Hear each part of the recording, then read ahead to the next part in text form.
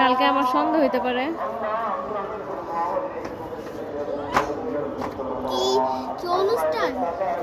অনুষ্ঠান না, কিছু একটা মানে টিচারদের ট্রেনিং দেওয়া হবে। মিটিং। হ্যাঁ মিটিং। আজকে পড়া দেওয়া যাবো, একবারে সোমবারের পথে চলে যাব, সোমবার বিকালবেলা। ঠিক আছে, রবিবার তো পড়াইতেই পারি না। যাও, তুমিও যাও। কে?